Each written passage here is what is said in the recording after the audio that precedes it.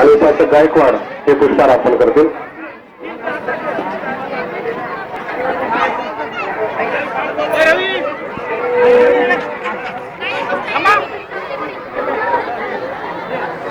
रुपाईचे शहर अध्यक्ष रमेश कांबळे हे बाबासाहेबांच्या पुतळ्यावर पुष्पार्पण करतील.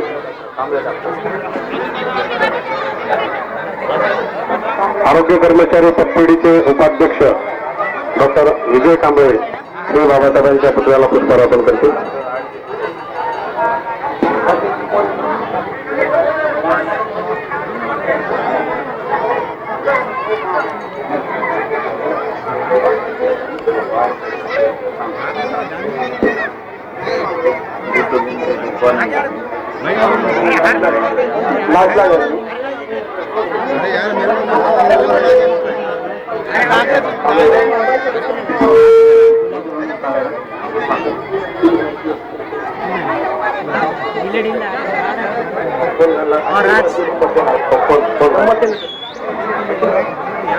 अखिल भारतीय धम्मसेना महाराष्ट्र प्रदेश यांच्या वतीने बाबासाहेबांच्या पुतळ्याला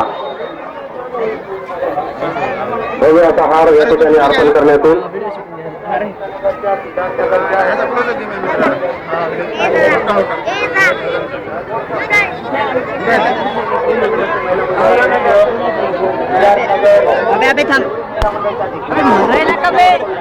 खाली पाय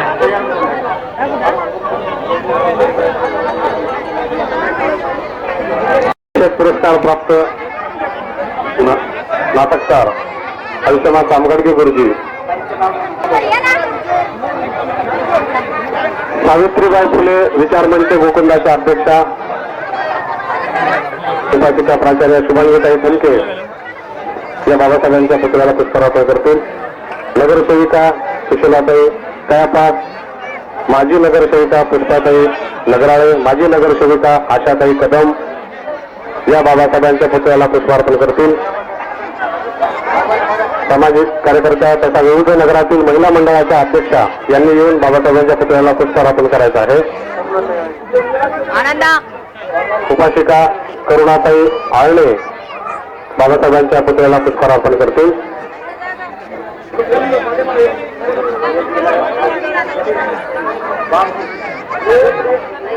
नालंदा क्लास सेंटरच्या गोकुंदा येथील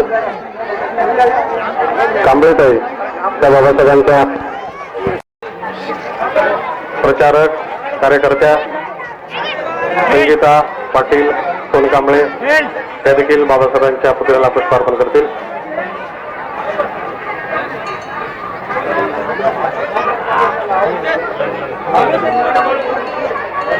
महिला बचत गटाच्या कार्यकर्त्या प्रीती मुनेश्वर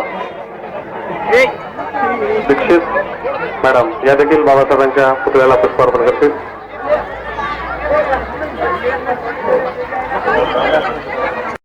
बाबासाहेबांच्या पुतळ्याला पुष्पार्पण करायचं आहे. मामे मामे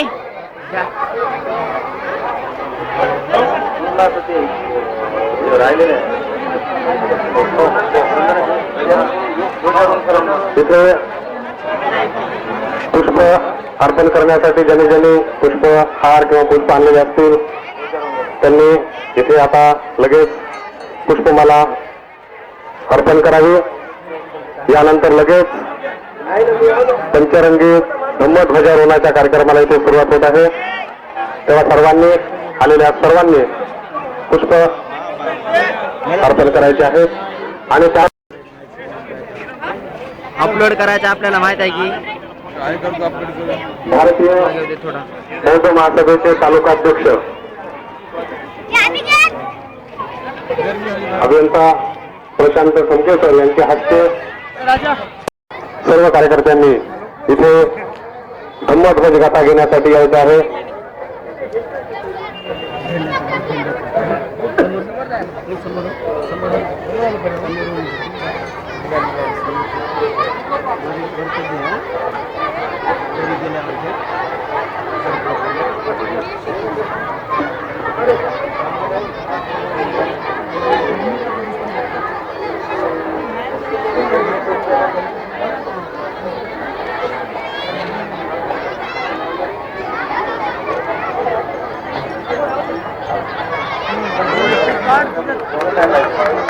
पंचरंगी धम्मध्वजाचा, पंचरंगी धम्मध्वजाचा, पंचरंगी धम्मध्वजाचा.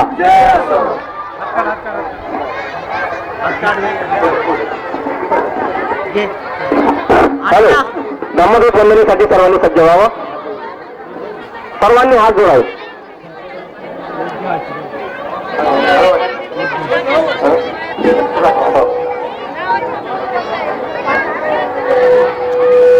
धम्मध्वज वंदनेला सुरुवात करतो. सर्वांनी शांतपणे हात जोडून ध्वजाला वंदन करायचं आहे.